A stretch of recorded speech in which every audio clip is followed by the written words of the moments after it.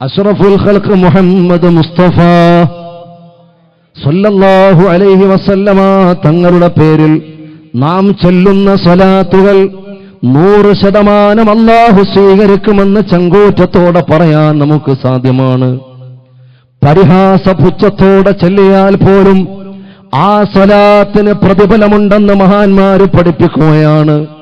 അങ്ങനെയുള്ള ഒരേ ഒരു അമൽ 100% അല്ലാഹു സ്വീകരിക്കുമെന്ന് ഉറപ്പുള്ള ഒരേ ഒരു അമൽ അത് സ്വലാത്ത് മാത്രമാണ്. എന്റെ പ്രിയപ്പെട്ട മുഅ്മിനീങ്ങളെ, എന്റെ പരിസരത്തുള്ള ഉമ്മ പെങ്ങന്മാരെ, നാം എത്ര ഭാഗ്യമുള്ളവരാണ്, നാം എത്ര അല്ലാഹുവിന്റെ കാരുണ്യം ഏറ്റെടുക്കാൻ വന്നവരാണ്. റഹ്മത്തുൽ ലിൽ ആലമീൻ മുഹമ്മദ് മുസ്തഫ സല്ലല്ലാഹു അലൈഹി വസല്ലമ തങ്ങളുടെ സ്വലാത്തിന്റെ പ്രതികരണം അത് പ്രണയത്തിന്റെ പ്രതികരണമാണ്. അത് സ്വലാത്ത് എന്ന് പറഞ്ഞാൽ അത് പ്രണയത്തിന്റെ ബഹുസ്ഫുരണങ്ങളാണ്.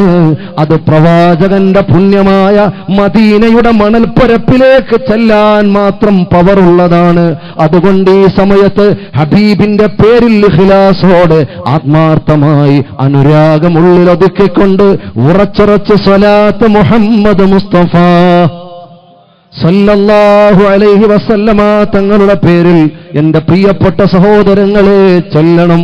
ആ സ്വലാത്തിന്റെ ചില പരാമർശങ്ങൾ, അതിന്റെ ചില ഫളായിലുകൾ, അതിൽ ചില 1-2 വർത്തമാനങ്ങൾ ഇൻഷാ അല്ലാഹ് പറഞ്ഞുകൊണ്ട് മറ്റു ചില വാചകങ്ങളും ഞാൻ ഇൻഷാ അല്ലാഹ് യോജിപ്പിക്കുകയാണ്. കാലം എത്ര മോശമാണ്, ഈ ആധുനിക ലോകം എത്ര പ്രതിസന്ധികളിലാണ്, ആത്മീയമായ ദുരന്തങ്ങളിലാണ്, ധാർമ്മികമായ അധപ്പതനത്തിലാണ്.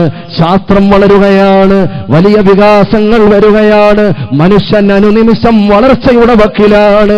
എല്ലാവരെയും അത്ഭുതപ്പെടുത്തുന്ന ശാസ്ത്രീയ വിസ്ഫോടനങ്ങളിലൂടെ മനുഷ്യൻ മുന്നോട്ട് ഗമിക്കുകയാണ്. പക്ഷേ ആ നാണയത്തിന്റെ മറുപുറമെന്നോണം നാൽക്കാലികളെപ്പോലും ലജ്ജിപ്പിക്കുന്ന പ്രവർത്തനമാണ് സഹോദരങ്ങള്. പണ്ടൊക്കെ നമ്മുടെ പത്രങ്ങളുടെ കോളങ്ങളിൽ മരണവാർത്തക്കൊരു കോള്, ഒരു കോളം, അതുപോലെ പ്രാദേശിക വാർത്തക്കൊരു കോളം, അതുപോലെ മറ്റു പലതിനും ഒരു കോളമാണ്, ഒരു പേജാണ്. എന്നാലോ പുതിയ പത്രങ്ങളിൽ പീഡനങ്ങൾ പറയാൻ ഒരു പേജ് ആവശ്യമായി വരുന്ന കാലമല്ലയോ സഹോദരങ്ങളെ? വിദ്യാഭ്യാസത്തിന് കുറവുണ്ടോ? ബിരുദത്തിന് കുറവുണ്ടോ? ബിരുദാനന്തര ബിരുദത്തിന് കുറവുണ്ടോ? വലിയ പ്രൊഫഷണൽ കോഴ്സുകൾ കംപ്ലീറ്റ് ചെയ്ത മക്കൾക്ക് കുറവുണ്ടോ? പണത്തിന് കുറവുണ്ടോ? പളപളപ്പിന് കുറവുണ്ടോ?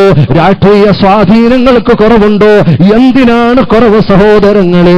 പക്ഷെ ഉള്ളിൽ പ്രോജ്വലിക്കാനുള്ള ഒരു പ്രഭ നഷ്ടപ്പെട്ടു പോയി ദുനിയാവ് മുഴുവനും പിടിച്ചടക്കി എന്ന് പറഞ്ഞതുകൊണ്ട് കാര്യമായില്ല. സ്വാധീനങ്ങൾ എത്ര ഉണ്ട് എന്ന് പറഞ്ഞിട്ടും കാര്യമായില്ല. അല്ലാഹുവേ, ഞങ്ങളുടെ ആഖിബത്ത് നന്നാകുന്നതിനുള്ള ഒരു നല്ല ഉൾക്കരുത്തും ആത്മീയാവബോധവും ഞങ്ങൾക്ക് നീ നൽകണേ അല്ലാ. ഈ സദസ്സ് അതിന് നീ കാരണമാക്കി തരണേ അല്ലാ. എന്റെ പ്രിയപ്പെട്ട സഹോദരങ്ങളെ, ഈ അടുത്ത സമയം നമ്മളെ വല്ലാതെ ഞെട്ടിച്ച ഒരു വാർത്ത വന്നിരുന്നു. പല ആളുകളും അത് വളരെ അത്ഭുതത്തോടെയും വേദനയോടെയുമാണ് വാർത്ത വായിച്ചത്. 35 വയസ്സുള്ള ഒരു പെണ്ണ്, ഭർത്താവ് പ്രവാസിയാണ്, ഏറെ നാളുകളായി വിദേശത്താണ്. അവൾ ഗർഭിണിയായി, പ്രഗ്നന്റായി. ഒരസ്വസ്ഥത, നിങ്ങൾ ചിന്തിക്കണം, ഒരസ്വസ്ഥത തോന്നി. ശരീരത്തിന്റെ ആ അസ്വസ്ഥത പരിഹരിക്കാൻ ഹോസ്പിറ്റലിൽ പോയി ചെക്കപ്പ് നടത്തി റിസൾട്ട് കൊടുക്കുമ്പോൾ നിങ്ങൾ പ്രഗ്നന്റ് ആണ് എന്ന് പറയുകയാണ്. അവൾ അത്ഭുതപ്പെട്ടു. കാരണം തന്റെ ഓർമ്മയിൽ അങ്ങനെ ഒരു അബദ്ധം സംഭവിച്ചിട്ടില്ല. ഭർത്താവ് വിദേശത്താണ്, നാടറിഞ്ഞു, വീടറിഞ്ഞു, കുടുംബമറിഞ്ഞു. ഭർത്താവ് വിദേശത്തുനിന്ന് നാട്ടിലേക്ക് വന്നു. എന്റെ പ്രിയപ്പെട്ട സഹോദരങ്ങൾ, പരിസരത്തുള്ള ഉമ്മമാർ ഈ ഒരു വിഷയം വളരെ ഗൗരവത്തോടെ വീക്ഷിക്കണമെന്ന് ഞാൻ വീണ്ടും ഓർമ്മപ്പെടുത്തുകയാണ്. അദ്ദേഹം നാട്ടിലേക്ക് കടന്നു വന്നു. വളരെ രഹസ്യമായ ഒരു അന്വേഷണം നടത്താൻ പോലീസുകാരെ തന്നെ ഏൽപ്പിച്ചു. അവർ രഹസ്യമായി അന്വേഷിച്ചു. പരിസരത്തുള്ള പല പൂവാലന്മാരെയും മാറി മാറി ചോദ്യം ചെയ്തു. അവളെ അവിശ്വസിച്ചു. കുറെ സമയത്തേക്ക് ആരെയും അവിശ്വസിച്ചു പോകുന്ന ഒരു റിസൾട്ടാണ് വന്നത്. ആര് പറഞ്ഞാലും വിശ്വസിക്കാൻ പറ്റാത്ത ഒരു റിസൾട്ടാണ് വന്നത്. അവളെ മാറ്റി നിർത്തി പരിസരത്തുള്ള പൂവാലന്മാരെ മുഴുവൻ ആളുകളെയും കൃത്യമായി ചോദ്യം ചെയ്തു. സുബ്ഹാനല്ലാഹ്, ഒരു തുമ്പും കിട്ടിയില്ല. അവസാനം തന്റെ പ്രിയപ്പെട്ട മക്കളെക്കുറിച്ച്, ആ മക്കളെക്കുറിച്ച് പോലീസുകാർ അന്വേഷിക്കുകയാണ്. കൗൺസിൽ ചെയ്യാൻ ആളുകൾ വരികയാണ്.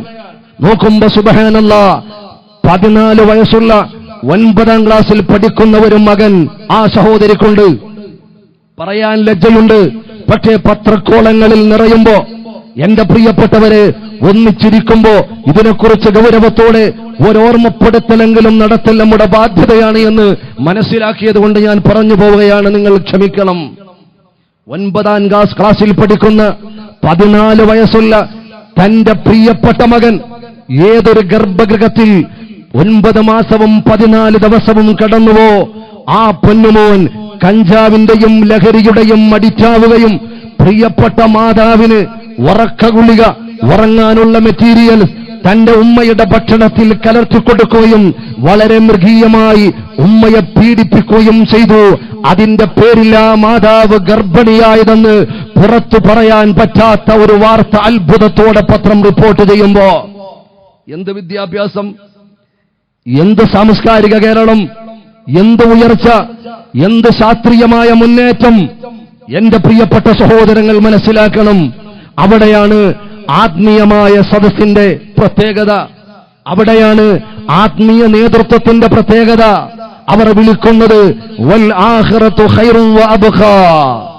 ഇതൊരു ഗാനമേളയുടെ സദസ്സായിരുന്നെങ്കിൽ, ഇതൊരു ഫാൻസി ഡ്രസ്സിന്റെ സദസ്സായിരുന്നെങ്കിൽ, ഇതൊരു മോണോ ആക്ടിന്റെ സദസ്സായിരുന്നെങ്കിൽ, ഇതൊരു സിനിമാറ്റിക് ഡാൻസിന്റെ സദസ്സായിരുന്നെങ്കിൽ, ഇതൊരു മിമിക്സ് പരേഡിന്റെ സദസ്സായിരുന്നെങ്കിൽ, ഇതേതെങ്കിലും മാജിക് ഷോയുടെ സദസ്സായിരുന്നെങ്കിൽ, ഇവിടെ നടക്കുന്നത് ഒരു ഫുട്ബോൾ ടൂർണമെന്റ് ആയിരുന്നെങ്കിൽ, ഒരു ക്രിക്കറ്റ് മാച്ചായിരുന്നെങ്കിൽ, ഒരു വോളിബോൾ കളിയായിരുന്നെങ്കിൽ, എന്റെ പ്രിയപ്പെട്ടവരെ, ഈ സ്ഥലം പോരായിരുന്നു.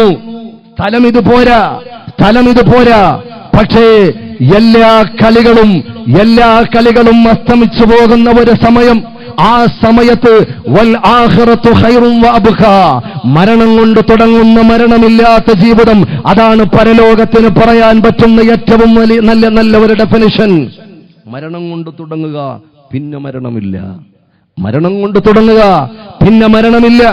അങ്ങനെയുള്ള ഒരു ലോകത്തേക്ക് കൈപിടിക്കാനും ആ കടന്നു ചെല്ലലിൽ വളരെ ആത്മാർത്ഥമായി ഹബീബായ അഷ്റഫുൽ ഖൽഖ് മുഹമ്മദ് മുസ്തഫ സല്ലല്ലാഹു അലൈഹി വസല്ലമ തങ്ങളുടെ ചാരത്തെത്താനും പറ്റുന്ന ഒരു സദസ്സാണ്. ഇങ്ങനെയുള്ള സദസ്സിലൂടെയാണ് മക്കൾ ആത്മീയതയുടെ അനിവാര്യതയെക്കുറിച്ച് പഠിക്കാനുള്ളത്, അവരുടെ ഹൃദയത്തിൽ ആത്മീയമായ വെളിച്ചം ലഭിക്കാനുള്ളത്. എന്റെ പ്രിയപ്പെട്ട സഹോദരങ്ങളെ, ചിന്തിക്കണം. ഹബീബായ അഷ്റഫുൽ ഖൽഖ് മുഹമ്മദ് മുസ്തഫ സല്ലല്ലാഹു അലൈഹി വസല്ലമ തങ്ങൾ ഏതെങ്കിലും ഒരു മനുഷ്യനെ കുറ്റപ്പെടുത്തി സംസാരിക്കാറില്ല, ഒരാളെയും കുത്തി നോവിക്കാറില്ല. പക്ഷേ ആ പ്രവാചകൻ പറഞ്ഞു, ഒരു പിശുക്കനെ കുറിച്ച് ആരാണ് ആ പിശുക്കൻ? ഹബീബിന്റെ പേര് കേൾക്കുമ്പോൾ സ്വലാത്ത് ചെല്ലാൻ മടി കാണിക്കുന്നവൻ, അൽ ബഖീൽ ദ മൈസർ മുഹമ്മദ് മുസ്തഫ സല്ലല്ലാഹു അലൈഹി വസല്ലമ തങ്ങൾ ഓർമ്മപ്പെടുത്തിയതാണ്. ചെറിയ വിഷയമല്ല. സ്വലാത്തിന് വേണ്ടി സംഗമിക്കുന്നവർ, ആ സ്വലാത്തിന് വേണ്ടി ഓടി നടക്കുന്നവർ, അതിനുവേണ്ടി ഫ്ലക്സ് വെക്കുന്നവർ, അതിനുവേണ്ടി നോട്ടീസ് ഒട്ടിക്കുന്നവർ, അതിനുവേണ്ടി ജനങ്ങളെ ക്ഷണിക്കുന്നവർ, അതിലേക്ക് ഓടിയെടുക്കുന്നവർ, അതിലേക്ക് മനസ്സ് കൊടുക്കുന്നവർ, അതിലേക്ക് കാത് കൊടുക്കുന്നവർ, അതിനുവേണ്ടി ഒരൽപ്പമെങ്കിലും മെനക്കെടുന്നവർ, അവർ ഹബീബിന്റെ പ്രണയ ചാരത്തുകൂടി സഞ്ചരിക്കുന്നവരാണെന്ന് ചരിത്രം സാക്ഷിയാണ്, തെളിവുകൾ സാക്ഷിയാണ്. അല്ലാഹു തൗഫീഖ് നൽകുമാറാകട്ടെ. യമനി പാരമ്പര്യമുള്ള നാടാണ് നമ്മുടെ കേരളം. അതുകൊണ്ട് തന്നെ വഹാബിസമുള്ള സൗദിയിൽ കാണാത്ത ആത്മീയമായ വെളിച്ചവും ആത്മീയമായ പ്രവർത്തനങ്ങളും ഇൽമു പഠിക്കുന്ന യഥാർത്ഥ രൂപത്തിൽ തലയെക്കെട്ടുള്ള താടിയുള്ള യഥാർത്ഥ വേഷം ധരിച്ച് വളരെ അച്ചടക്കത്തോടെ മുന്നോട്ട് പോകുന്ന അവർ നയിക്കുന്ന സമുച്ചയങ്ങളും സംരംഭങ്ങളും സൗദിയുടെ മണ്ണിൽ കാണാൻ സാധിക്കുന്നതിനേക്കാളും എത്രയോ 10 മടങ്ങ് ഈ കൊച്ചു കേരളത്തിന്റെ മണ്ണിൽ നമുക്ക് കാണാൻ സാധ്യമാകുന്നത് എന്തുകൊണ്ടാണെന്ന് എന്റെ പ്രിയപ്പെട്ട സഹോദരങ്ങളെ ചിന്തിച്ചിട്ടുണ്ടോ? നമ്മുടെ പാരമ്പര്യം യമനി പാരമ്പര്യമാണ്, അഹ്ലുസുന്നയുടെ പാരമ്പര്യമാണ്. മരണം വരെ ആ ജിഹ്വയിൽ ഉറച്ചു നിൽക്കാൻ അല്ലാഹു തൗഫീഖ് നൽകുമാറാകട്ടെ. അതിനുവേണ്ടിയിട്ടാണ് നമ്മുടെ ശ്രമം, അതിനുവേണ്ടിയിട്ടാണ് നമ്മുടെ പോരാട്ടം, അതിനുവേണ്ടിയിട്ടാണ് നമ്മുടെ പരിശ്രമം.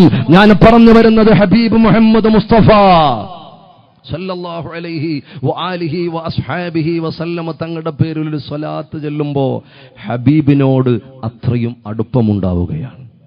സ്വലാത്തൊരു സിദ്ധൌഷധമാണ്, സ്വലാത്തൊരു അത്ഭുതമാണ്. സ്വലാത്ത് ചെല്ലുന്നവന്റെ മനസ്സിൽ പ്രത്യേകമായ ഒരു പ്രളയത്തിന്റെ ഒരു ചെറിയ ഒരു അലയൊലി അപ്പോൾ തന്നെ ഉണ്ടാകുന്നതാണ്. എന്റെ പ്രിയപ്പെട്ട സഹോദരങ്ങളെ ആലോചിക്കണം, നിസ്സാരമായ ഒരു അമലല്ല. ഒരു സ്ത്രീ ഹസൻ ബസരി തന്നോടൊരു ദിനം, ഒരു സ്ത്രീ ഹസൻ ബസരി തന്നോടൊരു ദിനം പറയുന്നു വസനം പൂണ്ടതാണല്ലോ മനം. മഹാനായ ഹസനുൽ ബസരി റളിയല്ലാഹു അൻഹു, ഹസനുൽ ബസരി റളിയല്ലാഹു തആല അൻഹുവിന്റെ അടുക്കൽ ഒരു പെണ്ണ് വന്നുകൊണ്ട് മനോദുഃഖത്തോടെ പറയുകയാണ്, വിഷമത്തോടെ പറയുകയാണ്, മകളൊന്നെനിക്കുണ്ടായിരുന്നു മരിച്ചുപോയി, എനിക്കൊന്ന് അവളെ കാണണം സ്വപ്നത്തിലായി. തങ്ങളെ, എനിക്കൊരു മകളുണ്ടായിരുന്നു, ആ മകൾ ലോകത്തോട് വിട പറഞ്ഞുപോയി.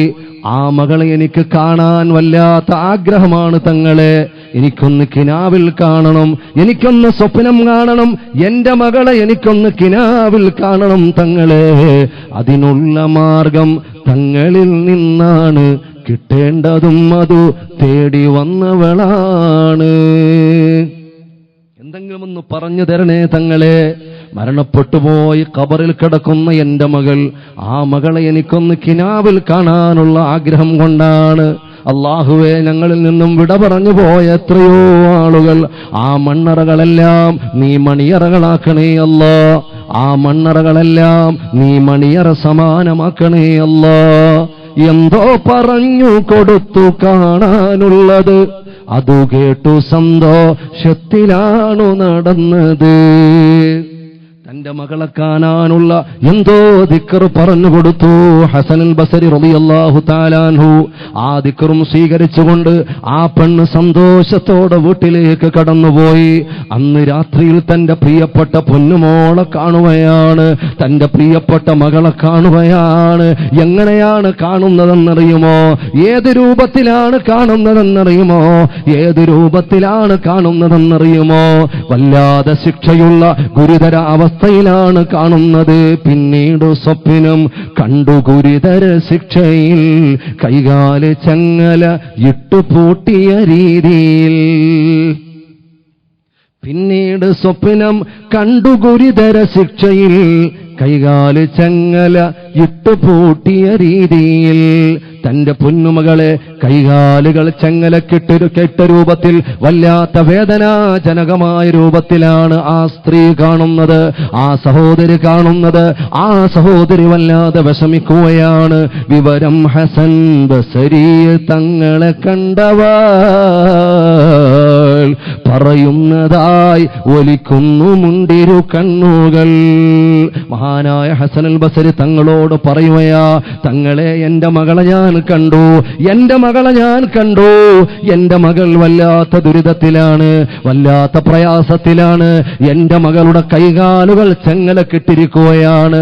അവൾ അലമുറയിടുകയാണ്, അവൾ അട്ടഹസിച്ച് കരയുകയാണ്, അവൾ നാരകീയമായ ശിക്ഷയിലാണ്. തങ്ങൾക്കും അത് കേട്ടപ്പോ വിഷമമായി പോയി. അതു കേട്ടു താൻ വല്ലാതെ വ്യസനം പൂണ്ട്. അവളും പതുക്കെ മടങ്ങി ദുഃഖമിലാണ്ട്. അവളെയും സമാധാനിപ്പിച്ചു പറഞ്ഞുവിട്ടു. കുറെ നാളുകൾ കഴിഞ്ഞു. മഹാനായ താബിഈങ്ങളിൽ പ്രമുഖനായ ഹസനുൽ ബസരി റളിയല്ലാഹു തആല അൻഹു ഒരു സ്വപ്നം കാണുകയാ. എന്താണ് മഹാനായ ഹസനുൽ ബസരി തങ്ങൾ കാണുന്ന കിനാവെന്നറിയുമോ? എന്ത് സ്വപ്നമാണെന്നറിയുമോ? കാണാൻ അഴകുള്ള സുന്ദരിയായ, സുമുഖിയായ, ഒളിമിന്നുന്ന, വെട്ടിത്തിളങ്ങുന്ന സുന്ദരവദനത്തോടെ മുത്തുപൊഴിയുന്ന ചിരിയും ചിരിച്ചുകൊണ്ട് ഒരു ചെറിയ പെൺകുട്ടി തങ്ങളോട് ചോദിക്കുകയാണ്, എന്നെ അറിയുമോ തങ്ങളെ? എന്നെ പരിചയമുണ്ടോ തിങ്കള്? എന്നെ അറിയുമോ? എന്നെ അറിയുമോ തങ്ങള്? എന്നെ അറിയുമോ തങ്ങള്? ഹസൻ ബസരി തങ്ങൾ കിനാവിൽ ചോദിക്കുകയാണ്, മോളെ നീ ആരാണ്? എനിക്ക് നിന്നെ അറിയില്ലല്ലോ, നീ ആരാണ് പൊന്നുമോളെ എന്ന് പറയുമ്പോ ആ പെണ്ണു പറയുകയാണ്, ആ പൊന്നുമോള് പറയുകയാണ്, തങ്ങളെ ഞാനാണ്. എൻ്റെ ഉമ്മ പണ്ട് പറഞ്ഞ കാര്യം ഓർക്കുമോ? എൻ്റെ ഉമ്മ പണ്ട് പറഞ്ഞ കാര്യം ഓർക്കുമോ? എൻ്റെ ഉമ്മ പണ്ട് പറഞ്ഞ കാര്യം ഓർക്കുമോ? എന്നെ കാണാൻ വേണ്ടി എൻ്റെ ഉമ്മ ദിക്ർ മേടിച്ചുകൊണ്ട് പോയ രംഗം നിങ്ങൾ മറന്നുപോയോ? എന്നെ കാണാൻ വേണ്ടി എൻ്റെ പ്രിയപ്പെട്ട ഉമ്മ എന്നെ കാണാൻ വേണ്ടി അങ്ങയുടെ അടുക്കൽ വന്നു യാചിച്ച് ഒരു ദിക്റും വാങ്ങിപ്പോയത് ഓർമ്മയില്ലേ തങ്ങളെ? ആ പൊന്നുമോളാണു ഞാൻ, ആ പൊന്നുമോളാണു ഞാൻ. ഹസൻ ബസരി തങ്ങൾ ചോദിക്കുകയാണ്, അല്ല മോളെ, നിന്റെ ഉമ്മ നിന്നെ കണ്ടത് ഈ കോലത്തിലല്ലല്ലോ, നിന്റെ ഉമ്മ നിന്നെ കണ്ടത് ഈ കോലത്തിലല്ലല്ലോ, തങ്ങൾ ഈ കോലത്തിലല്ലല്ലോ. എന്റെ പ്രിയപ്പെട്ടവരെ, ഉമ്മ പറയുകയാണ്, തങ്ങൾ നിന്നെ, അതാ ഹസൻ ബസരി തങ്ങൾ നിന്നെ കണ്ടത് ഈ കോലത്തിലല്ലല്ലോ, കൈകാലുകൾ ചങ്ങലക്കിട്ട രൂപമല്ലയോ, നീ വേദനാജനകമായ രൂപത്തിലായിരുന്നല്ലോ ഉമ്മ നിന്നെ കണ്ടത്. മഹാനായ ഹസൻ ബസരി തങ്ങൾ പറയുമ്പോ ആ പൊന്നുമോള് പറയുകയാണ്, തങ്ങളെ കാര്യം ശരിയാണ്, ഞങ്ങളുടെ ഖബർസ്ഥാൻ 550 പാപികളായിരുന്നു ആ ഖബർസ്ഥാനിലുള്ളത്. മുഅ്മിനീങ്ങളെ ചിന്തിക്കണം, മുഅ്മിനീങ്ങളെ ചിന്തിക്കണം. 550 പാപികളായിരുന്നു ആ ഖബർസ്ഥാനിന്റെ പരിസരത്തുള്ളത്. ഞാനടക്കമുള്ള ആളുകൾ ഞങ്ങൾ വല്ലാത്ത ദുരിതത്തിലായിരുന്നു, ഞങ്ങൾ വല്ലാത്ത പ്രയാസത്തിലായിരുന്നു, ഞങ്ങൾ വല്ലാത്ത വേദനയിലായിരുന്നു. ആ സമയത്താണ് റഹ്മത്തുൽ ലിൽ ആലമീൻ മുഹമ്മദ് മുസ്തഫ സല്ലല്ലാഹു അലൈഹി വആലിഹി വഅസ്ഹാബിഹി വസല്ലമ തങ്ങളുടെ പേരിൽ ആരോ ഒരാൾ ഞങ്ങളുടെ ഖബർസ്ഥാനിന്റെ സമീപത്തുകൂടി നടന്നുപോയി. ആ പുണ്യപ്രവാചകന്റെ പേരിൽ ഒരു സ്വലാത്ത് ചൊല്ലി, പുണ്യപ്രവാചകന്റെ പേരിൽ ഒരു സ്വലാത്ത് ചൊല്ലി. മുഹമ്മദ് മുസ്തഫ സല്ലല്ലാഹു അലൈഹി വസല്ലമ തങ്ങളുടെ പേരിൽ ആരോ ഒരാൾ ഒരു സ്വലാത്ത് ചൊല്ലി ഞങ്ങളുടെ ഖബറാളികളാകുന്ന ഞങ്ങൾക്ക് ഹദിയ ചെയ്തു. ആ സ്വലാത്തിന്റെ ബറക്കത്ത് കൊണ്ട്, അതിന്റെ പുണ്യം കൊണ്ട്, അതിന്റെ അളമത്ത് കൊണ്ട്, അതിന്റെ പവർ കൊണ്ട് അല്ലാഹു ഞങ്ങൾക്കെല്ലാം പുറത്തു തന്നു. അല്ലാഹു ഞങ്ങൾക്ക് വലിയ സ്ഥാനം നൽകി. സ്വലാത്തുല്ലാഹ് സലാമുല്ലാഹ് അലാ ത്വാഹ റസൂലില്ലാഹ് സലാത്തുല്ലാഹ് സലാമുല്ലാഹ് അലാ യാസീൻ ഹബീബില്ലാഹ്. നമ്മളിൽ നിന്ന് മരണപ്പെട്ടു പോയ എത്രയോ ആളുകളാണ് ഖബറിൽ ഒരു പിടിവെള്ളിക്ക് വേണ്ടി കേഴുന്നത്. അല്ലാഹുവേ, ആ ഖബറുകളിലേക്ക് ഞങ്ങൾ ഇവിടെ ഉരുവിടുന്ന സ്വലാത്തുകളുടെ മിസ്ലു സവാബുകൾ നീ എത്തിച്ചു കൊടുക്കണേ അല്ലാ. നീ ആ ഖബറുകളിൽ സമാധാനം നൽകണേ അല്ലാ. അതുകൊണ്ട് സ്വലാത്തിന്റെ ആ അമൂല്യമായ പവർ അത് ചെറുതായി കാണല്ലേ, ആ സ്വലാത്തിന്റെ മജ്‌ലിസിനെ ചെറുതായി കാണല്ലേ. അതിനുവേണ്ടി സംഗമിക്കുന്നവർ പവറുള്ളവരാണ്, അതിനുവേണ്ടി ഒരു ചെറുവിരലനക്കുന്നവർ അവരും പവറുള്ളവരാണ്, അവർക്കും അല്ലാഹുവിന്റെ പ്രത്യേകമായ കാരുണ്യമുള്ളവരാണ്. അതുകൊണ്ട് മനസ്സിന്റെ അടിത്തട്ടിൽ നിന്നും മദീനയുടെ മണൽപ്പരപ്പിലേക്ക് വിശ്വത്തിന്റെ അഷ്ടദിക്കുകളിൽ ഇഷ്ടത്തിന്റെ ഇതിഹാസം തീർത്ത മുഹമ്മദ് മുസ്തഫ സല്ലല്ലാഹു അലൈഹി വസല്ലമ തങ്ങൾ ഒന്ന് ആലോചിച്ചു നോക്കാം. പുണ്യമായ സ്വലാത്ത് ആ മജ്‌ലിസിന് അൽഹംദുലില്ലാഹ് നമുക്ക് നേതൃത്വം തരുന്ന ഈ സമയം നമുക്ക് നേതൃത്വം തരുന്നത് നാം എല്ലാവരും ആകാംക്ഷയോടെ കാത്തിരിക്കുന്ന മഹാനായ ബായാർ തങ്ങള്. അല്ലാഹുവേ, അല്ലാഹുവേ, ആഫിയത്ത് നൽകണേ അല്ലാ, ദീർഘായുസ് നൽകണേ അല്ലാ, ഹിമ്മത്ത് നൽകണേ അല്ലാ, ഹിഫ്ള് നൽകണേ അല്ലാ, നുസ്റത്ത് നൽകണേ അല്ലാ, റാഹത്തും റഹ്മത്തും നൽകണേ അല്ലാ. നിങ്ങൾ ആലോചിച്ചു നോക്ക്, അഹ്ലുബൈത്തിനെ സ്നേഹിക്കുന്നതും പ്രവാചകനോടുള്ള സ്നേഹമാണ്, പുണ്യപ്രവാചകനോടുള്ള ഇഷ്ടത്തിന്റെ ഭാഗമാണ്. അഹ്ലുബൈത്തിനെ മാനിച്ചുകൊണ്ടാണ് നമ്മൾ ഇവിടെ ഇരിക്കുന്നത്. എന്റെ പ്രിയപ്പെട്ട സഹോദരങ്ങളെ, കുറവായി കാണല്ലേ. ഒരു വിശ്വാസി എത്ര അധ്വാനിച്ചാലും ഒരു വലിയാകും, അല്ലെങ്കിൽ ഒരു കുത്തുബാകും, അല്ലെങ്കിൽ ഏതെല്ലാമോ അത്യുന്നതമായ സ്ഥാനങ്ങളിൽ കടന്നു പോകും. പക്ഷേ ഒരു സയ്യിദാവാൻ ഒരാളിനെ കൊണ്ട് കൊണ്ടാവൂല, ഒരു തങ്ങളാവാൻ ഒരാളിനെ കൊണ്ടാവൂല, റസൂലുള്ളാന്റെ ചോരയോടുന്ന ഒരു അഹ്ലു ബൈത്താകാൻ ഒരാളിനെ കൊണ്ടും അധ്വാനം കൊണ്ടാവൂല. അത് അല്ലാഹു തെരഞ്ഞെടുത്തവരാണ്, അത് അല്ലാഹു സെലക്ട് ചെയ്തവരാണ്, അത് അല്ലാഹു തആല ഏറ്റെടുത്തവരാണ്. ആരായിരുന്നാലും അവർക്ക് പവറുണ്ട് കേട്ടോ. അവരുടെ തൊലിയുടെ നിറമല്ല, അവരുടെ വർണ്ണമല്ല, വണ്ണമല്ല, വലിപ്പമല്ല, അവരുടെ പ്രതാപമല്ല, അവരുടെ പ്രൗഢിയല്ല. ഒരു കുട്ടിയാണ് സയ്യിദെങ്കിലും അത് പവറുള്ളവരാണ്, മറന്നു പോകേണ്ട സഹോദരങ്ങളെ.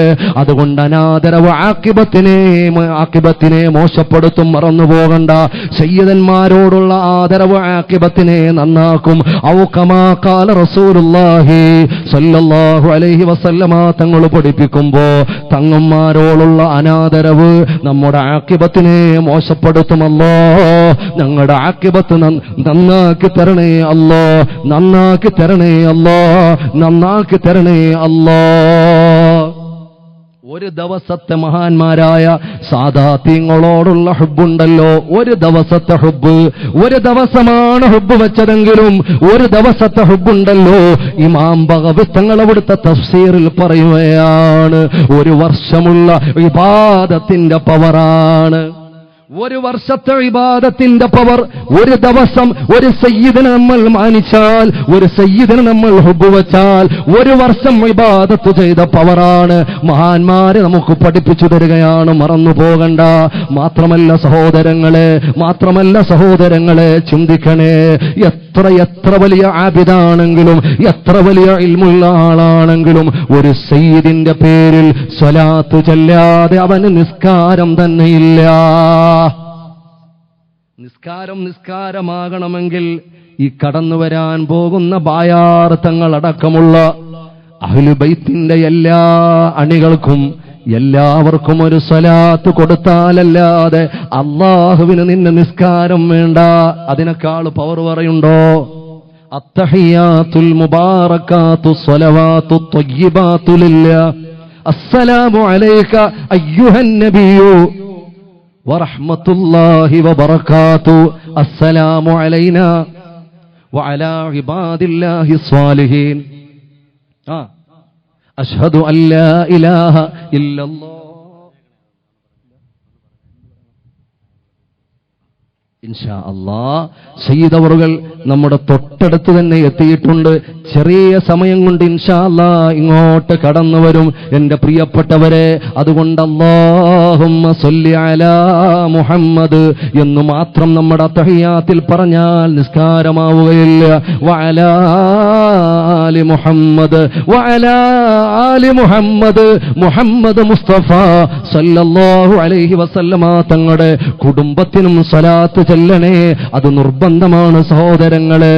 മാത്രമല്ല ചിന്തിച്ചോ, ഇമാം ദൈലമി തങ്ങള് അവിടുത്തെ ഫിർദൗസിലൂടെ പറയുകയാണ്, 7 സ്ഥലങ്ങളിൽ നമുക്ക് രക്ഷയാണ്. അഹ്ലു ബൈത്തിനെ സ്നേഹിച്ചാൽ, തങ്ങന്മാരെ മാനിച്ചാൽ 7 സ്ഥലം എല്ലാ മനുഷ്യരും പ്രതീക്ഷിച്ച് കാത്തിരിക്കുന്ന, എല്ലാവരും ഒരളവ് കിട്ടുമോ, എല്ലാവരും ഒരു ശാന്തി കിട്ടുമോ, ഒന്ന് കാലിടറാതെ, ഒന്ന് തൊണ്ടയിടറാതെ, ഒന്ന് സമാധാനത്തോടെ കടന്നു പോകാൻ പറ്റുമോ? അങ്ങനെയുള്ള 7 ഘട്ടങ്ങളിൽ കാവലാണ് ഹബീബ് മുഹമ്മദ് മുസ്തഫ സല്ലല്ലാഹു അലൈഹി വസല്ലമ തങ്ങളുടെ അഹ്ലു ബൈത്തിനെ മാനിച്ചവർക്ക് അല്ലാഹു കൊടുക്കുന്നത്. അതിലേറ്റവും ഇമ്പോർട്ടന്റ് മുഅ്മിനേ നമ്മുടെ മരണസമയമാണ്. നല്ല മരണം അഹ്ലു ബൈത്തിനെ സ്നേഹിക്കുന്നവർക്ക് അല്ലാഹു കൊടുക്കും. അല്ലാഹ് ഞങ്ങൾക്ക് തൗഫീഖ് നൽകണേ അല്ലാഹ്. പടച്ചവനെ, മണിക്കൂറുകളോളം ഇരിക്കുന്നവരാണ്, അവരൊന്നും പ്രതീക്ഷിച്ചു വന്നവരല്ല. അഹ്ലു ബൈത്തിനെ മാനിച്ചവനാണ്, അവർ സ്വലാത്തിനെ സ്നേഹിച്ചവനാണ്. അല്ലാഹുവേ, ഞങ്ങൾക്കെല്ലാം നല്ല മൗത്ത് നൽകണേ അല്ലാഹ്. ഖൈറായ മരണം നൽകണേ അല്ലാഹ്. പുഞ്ചിരി തോകുന്ന മരണം നൽകണേ അല്ലാഹ്. വിശദീകരിക്കും സ്വീകരിക്കുന്നില്ല. രണ്ടാമത്തെ സ്ഥലം മുഅ്മിനേ മറക്കല്ലേ, തങ്ങന്മാരെ കാണുമ്പോ ആദരവ് കൽബിൽ വരട്ടെ. സയ്യിദന്മാരെ കാണുമ്പോ എന്നെക്കാളും പണം കുറഞ്ഞ ആളായിരിക്കും, എന്നെക്കാളും ഗ്ലാമർ കുറഞ്ഞ ആളായിരിക്കും, എന്നെക്കാളും സ്വാധീനം കുറഞ്ഞ ആളായിരിക്കും. മോനെ, അതൊരു മാനദണ്ഡമല്ല, മാനദണ്ഡമല്ല. തങ്ങന്മാരെ സ്നേഹിച്ചാൽ കിട്ടുന്ന രണ്ടാമത്തെ ഫളില് അത് ഖബറിലുള്ള രക്ഷയാണ്. റബ്ബേ അല്ലാഹുവേ, ഞങ്ങൾക്ക് നീ നൽകണേ അല്ലാ. രണ്ടാമത്തെ തലം അവന് ഖബറിൽ സമാധാനമാണ്, റസൂലുള്ളാഹിന്റെ കുടുംബക്കാരെ മാനിച്ചാൽ. മൂന്നാമതോ നസ്റിന്റെ വേളയിലാണ്, ഇൻദഹാലിൻ നസ്ർ, നസ്റിന്റെ വേളയിലാണ്, ഒരുമിച്ച് വോട്ടുന്ന വേളയിലാണ്. അഹ്ലു ബൈത്തിനെ സ്നേഹിച്ചവർക്കൊരു പരിഗണനയാണ്, അവർക്ക് പ്രത്യേകമായ പ്രൊട്ടക്ഷനാണ്. നാലാമതോ കിതാബ് തരുമ്പോഴാണ് മുഅ്മിനേ, കിതാബ് തരുമ്പോഴാണ്.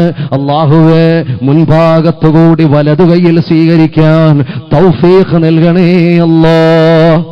മുൻഭാഗത്തിലൂടെ വലതുകൈയിൽ കലയിൽ സ്വീകരിക്കാൻ, കിതാബ് സ്വീകരിക്കാൻ നീ ഭാഗ്യം നൽകണേ അല്ലാഹ്. ഒന്ന് ചിന്തിച്ചു നോക്കാ, സമയം നമ്മുടെ സ്വർഗ നരക നിർണയ സമയമല്ലയോ, നമ്മുടെ രക്ഷാശിക്ഷ നിർണയ സമയമല്ലയോ, നമ്മുടെ ജയ അപജയ നിർണയ സമയമല്ലയോ, നമ്മുടെ ജയപരാജയ നിർണയ സമയമല്ലയോ, കിതാബ് കൊണ്ടുവരുന്ന സമയം. ആ സമയം പരിഭ്രമിക്കാത്തവരുണ്ടോ? ആ സമയം പേടിക്കാത്തവരുണ്ടോ? ആ സമയം ഭയവിഹ്വലതയില്ലാത്ത ആരെങ്കിലുമുണ്ടോ? ആ സമയം അല്ലാഹുവിന്റെ റസൂലിന്റെ അഹ്ലു ബൈത്തിനെ മാനിച്ചുവോ, അല്ലാഹു നിന്നെ പരിഗണിക്കും, മറന്നു പോകണ്ട. നാലാമത് കിതാബ് തരുന്ന വേളയാണ്. എന്റെ പ്രിയപ്പെട്ടവരെ, വല്ലാത്തൊരു റിസൾട്ട് അല്ലയോ? അഞ്ചാമത് മീസാൻ, അളവ് നമ്മുടെ നന്മതിന്മകൾ തൂക്കുന്ന ആ ഒരു സമയം. ബിസ്മില്ലാഹിർ റഹ്മാനിർ റഹീം.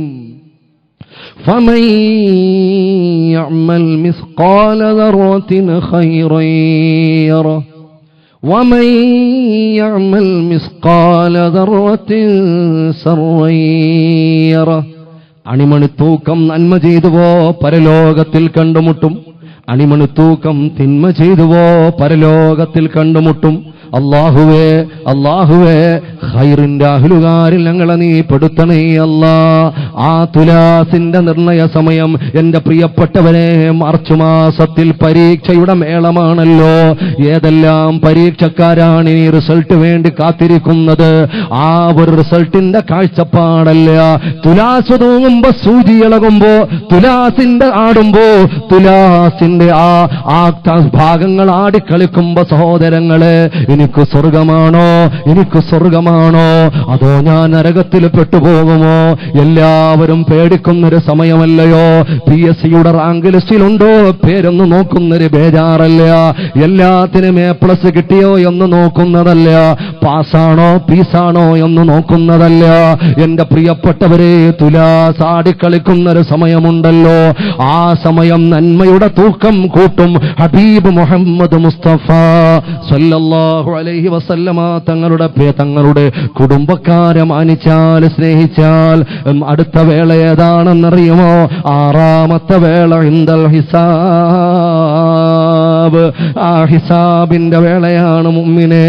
ഇവിടെ സ്വാധീനമുണ്ടെങ്കിൽ രക്ഷപ്പെടാം, ഇവിടെ വക്കീലന്മാരെ വെക്കാൻ പറ്റുമെങ്കിൽ ഒരു പക്ഷേ രക്ഷപ്പെടാം. പഴുതുകൾ അടയ്ക്കാൻ സാധ്യമാണ്, കള്ളത്തെളിവുകൾക്ക് സാക്ഷികൾ ഒരുപാട് കിട്ടും, ക്യൂവാണ്. പക്ഷേ ഒരു സ്വാധീനം കൊണ്ടും രക്ഷപ്പെടാൻ പറ്റാത്ത. അൽ യൗമ നഖ്തിമു അലാ അഫ്വാഹിഹിം വതുകല്ലിമുനാ ഐദീഹിം വതശ്ഹദു അർജുലുഹും ബിമാ കാനൂ യക്സിബൂൻ.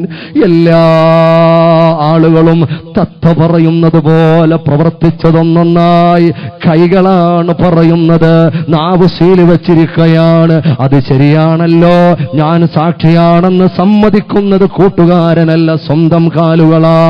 ആ ഒരു വേള, ആ ഒരു ഹിസാബിന്റെ വേളയുണ്ടല്ലോ, അവിടെ നിനക്ക് അഹ്ലു ബൈത്തിനോട് ഒരുപാട് സ്നേഹമുണ്ടോ അവിടെയും പരിഗണനയാണ്, മറന്നു പോകണ്ട.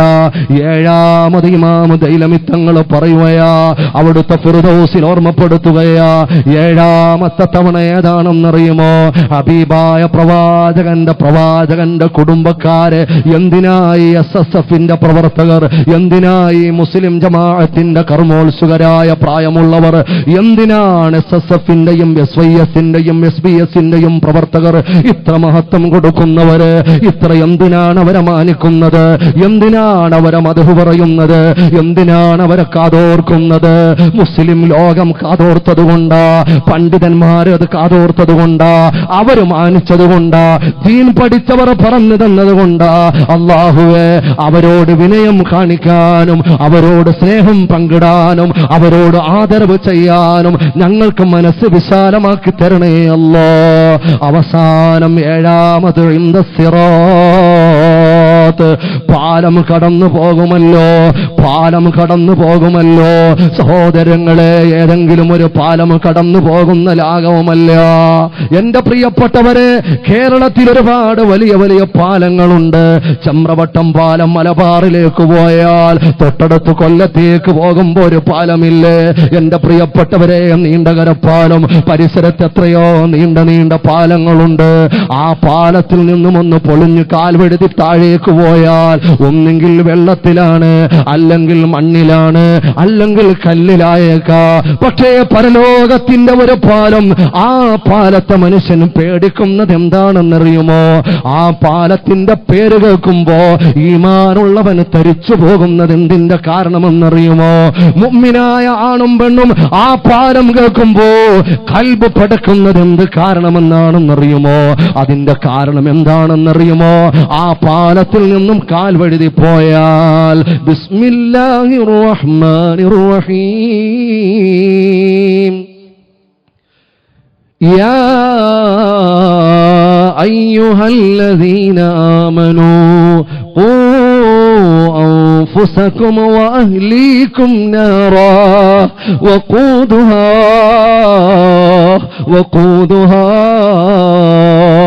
الناس والحجارة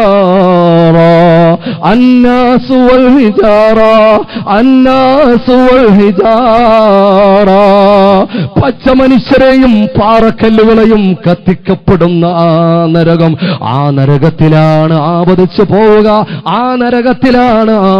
പോവുക. ആ പാലത്തിൽ നിന്നും കാൽ വഴുതി പോയാൽ, എന്റെ പ്രിയപ്പെട്ടവരെ, അഹ്ലു ബൈത്തിനെ മുറുകെ പിടിച്ചാൽ, ആ ആത്മീയ അവബോധത്തിന്റെ കാൽവപ്പുമായി മുന്നോട്ട് പോയാൽ ആ പാലത്തിൽ കാലുറപ്പിക്കാം. ആ പാലത്തിൽ വഴുതുകയില്ല, ആ പാലത്തിൽ ചെറുക്കുകയില്ല, ആ പാലത്തിൽ വഴുതി പോവുകയില്ല. അല്ലാഹുവേ, തൗഫീഖ് നൽകണേ അല്ലാ. എത്രയാണ് സയ്യിദന്മാരെ പരിഗണിക്കുന്നതിന്റെ ഫളാഇൽ പറയുന്നത്. എന്റെ പ്രിയപ്പെട്ടവരെ, അഹ്ലു ബൈത്തിനോടുള്ള ഹുബ്ബില്ലാത്ത ഖൽബ്, ഈമാനില്ലാത്ത ഖൽബാ. എന്റെ വകയല്ല, ഇമാം ഹാക്കിം, ഇമാം നസായി തങ്ങളെ വറുകൾ എഴുതി വെക്കുകയാ. അഹ്ലു ബൈത്തിനോട് മഹബ്ബത്തില്ലയോ, അഹ്ലു ബൈത്തിനോട് ഹുബ്ബില്ലയോ, ആ ഖൽബിൽ ഈമാനില്ല.